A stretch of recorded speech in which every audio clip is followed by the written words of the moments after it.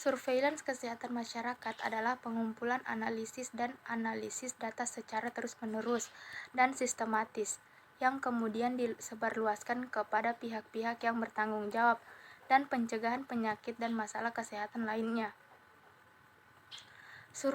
Surveillance memantau terus-menerus kejadian dan kecenderungan penyakit, mendeteksi dan memprediksi outbreak pada populasi, mengamati faktor-faktor yang mempengaruhi kejadian penyakit, seperti perubahan-perubahan biologis pada agen, vektor, dan reservoir.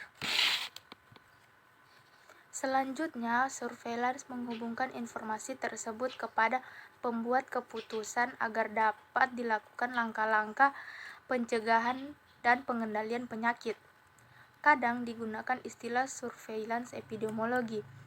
Baik surveillance kesehatan masyarakat maupun surveillance epidemiologi hakikatnya sama saja, sebab menggunakan metode yang sama. Dan tujuan epidemiologi adalah untuk mengendalikan masalah kesehatan masyarakat, sehingga epidemiologi dikenal sebagai sains inti kesehatan masyarakat. Core atau Core Science of Public Health. Surveillance memungkinkan pengambilan keputusan untuk memimpin dan mengelola dengan efektif. Surveillance kesehatan masyarakat memberikan informasi kewaspadaan dini bagi pengambilan keputusan dan manajer tentang masalah-masalah kesehatan yang perlu diperhatikan pada suatu populasi. Surveillance kesehatan masyarakat merupakan instrumen penting untuk mencegah outbreak penyakit dan mengembangkan respon secara segera ketika penyakit mulai menyebar. Informasi dari surveillance juga penting bagi Kementerian Kesehatan, Kementerian Keuangan, dan donor untuk monitor sejauh mana populasi telah terlayani dengan baik. Surveillance berbeda dengan pemantauan atau monitoring biasa. Surveillance dilakukan secara terus-menerus tanpa terputus atau kontinu, sedang pemantauan dilakukan intermittent atau episodik dengan mengamati secara terus-menerus dan sistematis, maka perubahan-perubahan kecenderungan penyakit dan faktor yang mempengaruhi dapat diamati atau diantisipasi sehingga dapat dilakukan langkah-langkah investigasi dan pengendalian penyakit dengan tepat.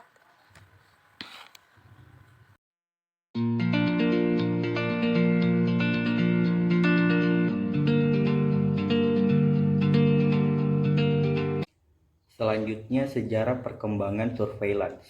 Awal mula surveillance diartikan sebagai suatu observasi dari orang-orang yang menderita penyakit menular yang mengancam jiwa manusia sampai menyebabkan kematian seperti kolera, pes, cacar, sifilis, dan lain-lain. Pengawasan medik tanpa mengganggu aktivitas penderita. Konsep surveillance ini pertama kali muncul di Eropa dan berkembang ke Amerika. Nah, surveillance ini pada kesehatan masyarakat semula hanya dikenal di bidang epidemiologi. Namun dengan berkembangnya berbagai macam teori dan aplikasi surveillance di luar bidang epidemiologi, surveillance menjadi cabang ilmu tersendiri yang diterapkan secara luas dalam bidang kesehatan masyarakat. Kata surveillance semula berasal dari bahasa Prancis yang artinya surveillance, yang secara harfiah dapat diartikan sebagai kata mengamati tentang suatu yang dalam bidang kesehatan masyarakat diartikan sebagai upaya memonitoring kondisi kesehatan di masyarakat, di mana hal tersebut bisa dipakai sebagai dasar perencanaan. Namun dalam penjelasannya terjadi beberapa permasalahan, yaitu pertama, perlu acuan dengan konsep dan definisi serta isi kegiatan yang dimengerti oleh semua pihak, sebab ilmu kesehatan masyarakat melibatkan berbagai macam keilmuan dan keahlian selain epidemiologi. Nah, kembali lagi ke tujuan dasar dari surveillance tersebut adalah merupakan salah satu unsur terpenting di dalam program pencegahan penyakit. Nah, itu baik penyakit menular maupun tidak menular. Informasi hasil surveillance dapat dipakai sebagai salah satu bahan pertimbangan dalam penyusunan perencanaan pencegahan, penanggulangan dan pemberantasan penyakit, upaya penerapan atau implementasi serta evaluasi tindakan program kesehatan masyarakat. Selanjutnya, dalam data surveillance juga dapat dipakai pada beberapa kepentingan, misalnya dalam penentuan prioritas kegiatan kesehatan masyarakat maupun untuk menilai efektivitas kegiatan. Nah, awal sejarah surveillance ini sesudah Perang Dunia Kedua. Ilmu kesehatan pada umumnya dan bidang epidemiologi khususnya berkembang dengan pesat. Banyak negara telah dibebaskan dari penyakit-penyakit menular berbahaya. Sebagai hasil kemajuan tersebut, pada program pemberantasan penyakit, mutlak diperlukan data penyakit untuk dipakai sebagai dasar perencanaan program untuk menilai atau evaluasi keberhasilan program. Dapat dilakukan dengan cara mengukur dampaknya terhadap penyakit-penyakit yang masuk dalam program pemberantasan. Data yang diperlukan tidak terbatas pada data tentang penderita. Akan tetapi, kita juga harus mengumpulkan keterangan-keterangan tentang tempat, waktu kejadian, dan faktor-faktor lain yang berhubungan dengan penyakit itu sendiri. Nah, karena pada awalnya surveillance ini hanya berkaitan dengan penyakit yang mengancam jiwa, sehingga kematian karena penyakit tertentu saja yang menjadi perhatian pada saat itu. Nah, sejarah singkat perkembangan surveillance ini terbagi dalam 6 tahap, yaitu pada abad 14 dan 15. Sekitar tahun 1348, Eropa terjadi pandemi penyakit pes yang dikenal dengan istilah Black Death. Untuk itu dilakukan deteksi terhadap penyakit tersebut, dan ini merupakan tindakan yang dapat dianggap sebagai kegiatan surveillance yang dilakukan secara primitif oleh suatu negara di benua Eropa untuk pertama kalinya. Pada abad ke-16, pada abad selanjutnya yaitu pada abad ke-16, pencatatan kematian mulai dilakukan di beberapa kota besar di negara-negara Eropa.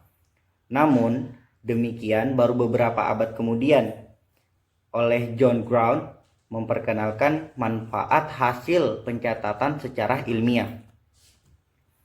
Pada abad ke-17, pada zaman tersebut pencatatan kematian yang dilakukan secara sporadis dan hanya dilakukan bila ada wabah pes.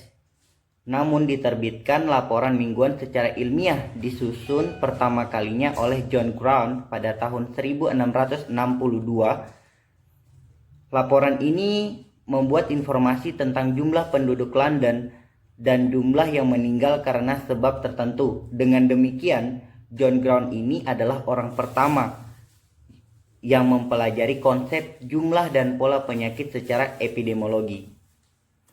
Pada abad ke-18, John Peter Frank melaksanakan tindakan surveillance dengan mengangkat polisi kesehatan Jerman yang tugasnya berkaitan dengan pengawasan kesehatan anak sekolah, pencegahan kecelakaan, pengawasan kesehatan ibu dan anak, dan pemeliharaan sanitasi serta limbah. Tahun 1741, negara bagian Rhode Island mengeluarkan peraturan bahwa pegawai restoran wajib melaporkan penyakit menular yang diderita oleh rekan-rekannya. 2 tahun kemudian, negara-negara bagian menyetujui keharusan laporan ini bagi penderita cacar, demam kuning, dan penyakit kolera. Selanjutnya, pada abad ke-19, William Farr dikenal sebagai penemu konsep surveillance secara modern. William Farr ini bertugas mengumpulkan, mengelola, menganalisis, dan menginterpretasikan statistik visual serta menyebarluaskan hasilnya dalam bentuk laporan mingguan, bulanan, dan tahunan. Tindakan ini dikutip oleh beberapa rekannya. Karena jasa-jasanya tersebut, William Farr dikenal sebagai bapak pendiri konsep surveillance secara modern.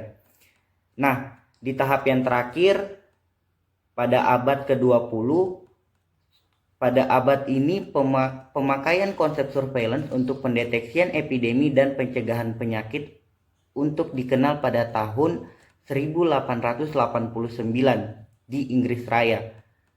Mulai mengeluarkan peraturan wajib lapor penyakit-penyakit infeksi. Pada saat ini jenis-jenis penyakit yang harus dilaporkan di Amerika Serikat bertambah banyak, termasuk HIV/AIDS positif pada tahun 1965. Didirikan unit surveillance epidemiologi pada divisi penyakit menular di WHO Pusat Jenewa.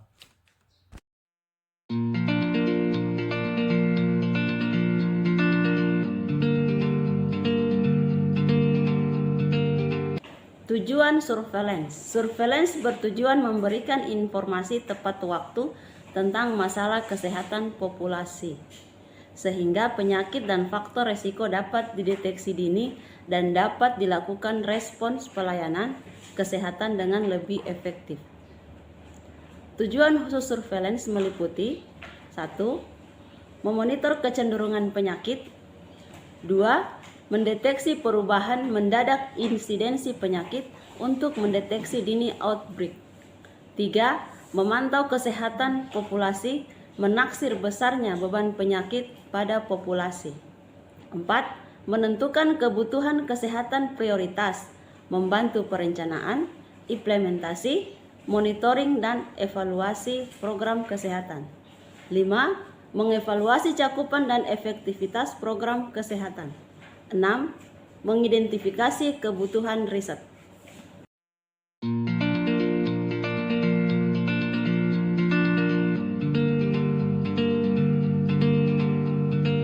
Pengumpulan sistematis, konsolidasi, evaluasi terhadap paparan-paparan penyakit dan kematian, serta data referensi lainnya. Jadi fokus karantina surveillance penyakit adalah penyakit, bukan individu. Di banyak negara, pendekatan surveillance penyakit biasanya didukung melalui program vertikal atau pusat daerah. Contoh, program surveillance tuberkulosis, program surveillance malaria berdasarkan dari sistem surveillance vertikal dapat berfungsi efektif, tetapi tidak sedikit yang tidak terpelihara dengan baik dan akhirnya kolaps karena pemerintah kekurangan biaya. Banyak program surveillance penyakit vertikal yang berlangsung paralel antara satu penyakit dengan penyakit lain, menggunakan fungsi penunjangan masing-masing, mengeluarkan biaya untuk sumber daya masing-masing dan memberikan informasi duplikatif sehingga mengakibatkan inefisiensi. Yang ketiga, surveillance syndromic surveillance atau multi-disease surveillance melakukan pengawasan terus-menerus terhadap sindroma atau kumpulan gejala penyakit, bukan masing-masing penyakit. Surveillance syndromic mengadakan deteksi indikator-indikator kesehatan individual maupun populasi yang bisa diamati sebelum konfirmasi diagnosis. Surveillance syndromic mengamati indikator-indikator individu sakit seperti pola perilaku, gejala-gejala, tanda atau temuan laboratorium yang dapat ditelusuri aneka sumber sebelum diperoleh konfirmasi laboratorium tentang suatu penyakit. Selanjutnya, jenis surveillance dikenal beberapa jenis surveillance. 1. Surveillance individu, surveillance penyakit, surveillance syndromic, surveillance berbasis laboratorium, surveillance terpadu, dan terakhir surveillance kesehatan masyarakat global. 1. Surveillance individu. Surveillance individu atau individual surveillance mendeteksi dan memonitor individu-individu yang mengalami kontak dengan penyakit serius, misalnya pes, cacar, tuberkulosis, tifus, demam kuning, sifilis, Surveillance individu memungkinkan dilakukannya isolasi institusional segera terhadap kontak, sehingga penyakit yang dicurigai dapat dikendalikan. Sebagai contoh, karantina merupakan isolasi institusional mengatasi gerak dan aktivitas orang-orang atau binatang yang sehat tetapi telah terpapar oleh suatu kasus penyakit menular. Selama periode penularan, tujuan karantina adalah mencegah transmisi penyakit selama masa inkubasi. Seandainya terjadi infeksi,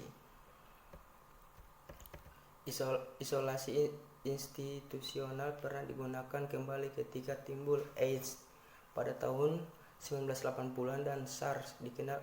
Dikenal dua jenis karantina, satu karantina total, dua karantina parsial. Karantina total membatasi kebebasan gerak semua orang yang terpapar penyakit menular selama inkubasi untuk mencegah kontak dengan orang yang terpapar. Karantina parsial membatasi kebebasan gerak kontak secara selektif berdasarkan perbedaan tingkat kerawanan dan tingkat bahaya transmisi penyakit. Contoh, anak sekolah diliburkan untuk mencegah penularan penyakit campak, sedangkan orang dewasa diperkenalkan terus bekerja. Satuan tentara yang ditugaskan pada pos tertentu dicutikan, sedangkan di pos-pos lainnya tetap bekerja. Yang kedua, surveillance penyakit. Surveillance penyakit atau defense surveillance melakukan pengawasan terus-menerus terhadap distribusi dan kecenderungan insiden penyakit melalui 4. Surveillance berbasis laboratorium. Surveillance berbasis laboratorium digunakan untuk mendeteksi dan memonitor penyakit infeksi. Sebagai contoh, pada penyakit yang ditularkan melalui makanan seperti salmonesis, penggunaan sebuah laboratorium sentral untuk mendeteksi stran bakteri tertentu memungkinkan deteksi outbreak penyakit dengan lebih segar dan lengkap daripada sistem yang mengandalkan pelaporan sindroma dari klinik-klinik. 5. Surveillance terpadu. Surveillance terpadu atau integrated surveillance menata dan memadukan semua kegiatan surveillance di suatu wilayah, yurisdiksi negara, provinsi, kabupaten, dan kota sebagai sebuah pelayanan publik bersama. Surveillance terpadu menggunakan struktur, proses, dan personalia yang sama, melakukan fungsi, mengumpulkan informasi yang diperlukan untuk tujuan pengendalian penyakit. Kendati pun pendekatan surveillance terpadu tetap memperhatikan perbedaan kebutuhan data khusus penyakit-penyakit tertentu. Karakteristik pendekatan surveillance terpadu. Yang pertama, memandang surveillance sebagai pelayanan bersama atau common service. Yang kedua, menggunakan pendekatan solusi majemuk. Yang ketiga, menggunakan pendekatan fungsional bukan struktural. Yang keempat, melakukan sinergi antara fungsi inti surveillance, yakni pengumpulan, pelaporan, analisis data, dan tanggapan. Fungsi pendukung surveillance yakni pelatihan, supervisi, penguatan laboratorium, komunikasi, dan manajemen sumber daya. 5. Mendekatkan fungsi surveillance dengan pengendalian penyakit. Meskipun menggunakan pendekatan terpadu, surveillance terpadu tetap memandang penyakit yang berbeda memiliki kebutuhan surveillance yang berbeda.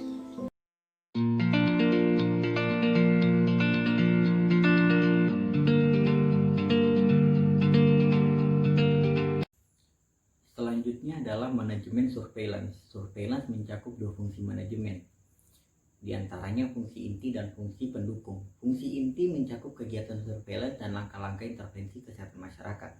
Kegiatan surveillance mencakup deteksi pencatatan, pelaporan data, analisis data, konfirmasi epidemiologis maupun laboratoris, feedback atau umpan balik.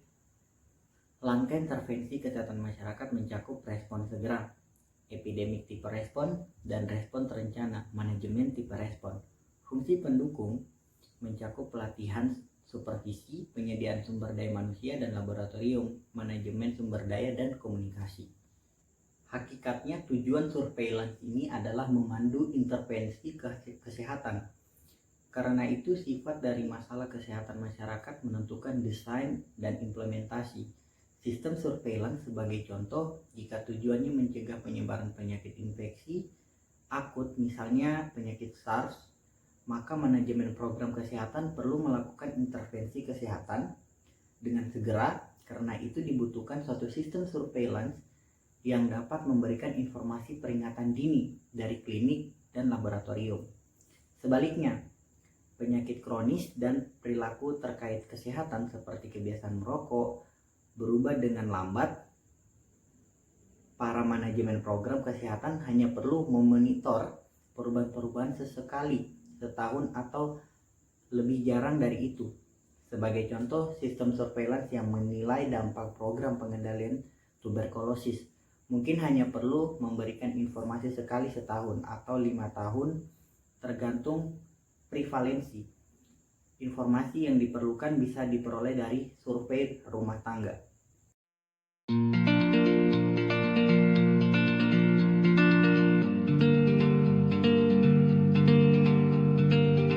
Pendekatan surveillance terbagi menjadi dua jenis, yaitu surveillance pasif dan juga surveillance aktif.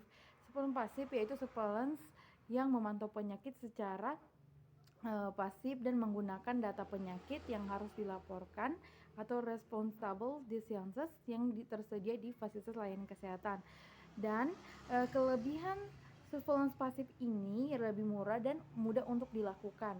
Negara-negara WHO diwajibkan untuk melakukan laporan sejumlah penyakit infeksi yang yang hingga dapat dengan surveillance pasif dapat dilakukan analisis perbandingan antara penyakit internasional. Dan kekurangan surveillance pasif ini yaitu kurang sensitif dalam mendeteksi kecenderungan penyakit. Data yang dihasilkan cenderung imported karena tidak semua kasus dilaporkan ke fasilitas layanan kesehatan masing-masing untuk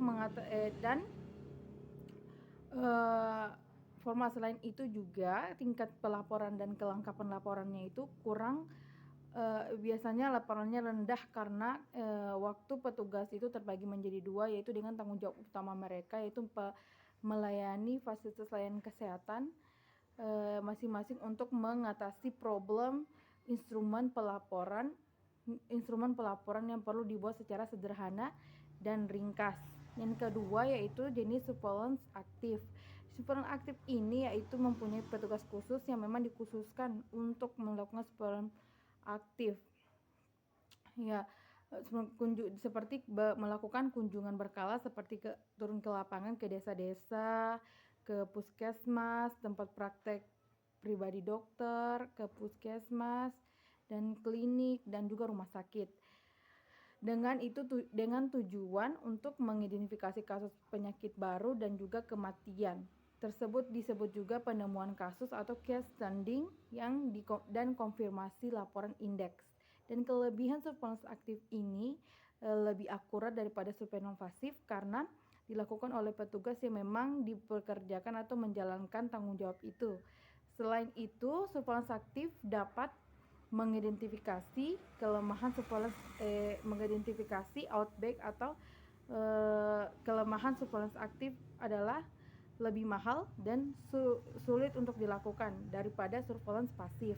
Dan surveillance dapat diperluas pada level komunitas atau disebut juga community surveillance. Dalam community surveillance ini informasi dikumpulkan daripada komunitas oleh kader-kader kesehatan sehingga memerlukan pelatihan diagnosa khusus yang bagi kader kesehatan. Definisi kasus yang sensitif dapat membantu para kader untuk mengenali untuk merujuk kasus yang mungkin atau problem case di fase kesehatan tingkat pertama. Petugas kesehatan yang di tingkat yang lebih tinggi menggunakan definisi kasus yang lebih spesifik dan memerlukan konfirmasi laboratorium.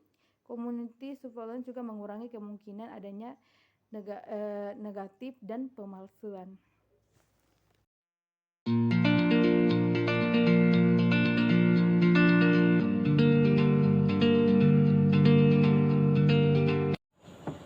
Surveillance efektif.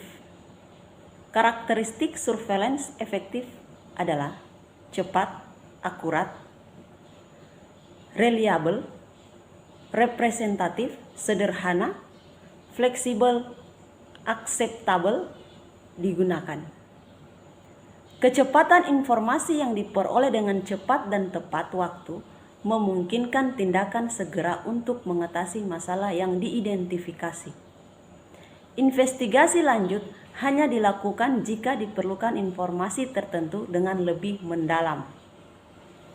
Kecepatan surveillance dapat ditingkatkan melalui sejumlah cara. Yang pertama, melakukan analisis sedekat mungkin dengan pelapor data primer untuk mengurangi lag atau beda waktu yang terlalu panjang antara laporan dan tanggapan. 2. Melembagakan pelaporan wajib untuk sejumlah penyakit tertentu atau notifiable disease. Yang ketiga, mengikutsertakan sektor swasta melalui peraturan perundangan. Yang keempat, melakukan fasilitas agar keputusan diambil dengan cepat menggunakan hasil surveillance. Yang terakhir atau yang kelima, mengimplementasikan sistem umpan balik tunggal teratur, dua arah dan segera. Akurasi surveillance yang efektif memiliki sensitivitas tinggi, yakni sekecil mungkin terjadi hasil negatif palsu. Aspek akurasi lainnya adalah spesifitas, yakni sejauh mana terjadi hasil positif palsu. Pada umumnya, laporan kasus dari masyarakat awam menghasilkan false alarm atau peringatan palsu. Karena itu, sistem surveillance perlu mengecek kebenaran laporan awam ke lapangan untuk mengkonfirmasi apakah memang tengah terjadi peningkatan kasus atau outbreak. Akurasi surveillance dipengaruhi beberapa faktor. Pertama, kemampuan petugas, dan kedua, infrastruktur laboratorium. Surveillance membutuhkan pelatihan petugas. Contoh, para ahli media epidemiologi perlu dilatih tentang dasar laboratorium. Sedang teknis laboratorium dilatih tentang prinsip epidemiologi. Sehingga kedua pihak memahami kebutuhan surveillance. Surveillance memerlukan peralatan laboratorium standar di setiap tingkat operasi untuk meningkatkan kemampuan konfirmasi kasus. Selanjutnya yaitu adalah standar seragam reliable kontinu. Definisi khusus alat ukur maupun prosedur yang standar penting dalam proses surveillance agar diperoleh informasi yang konsisten.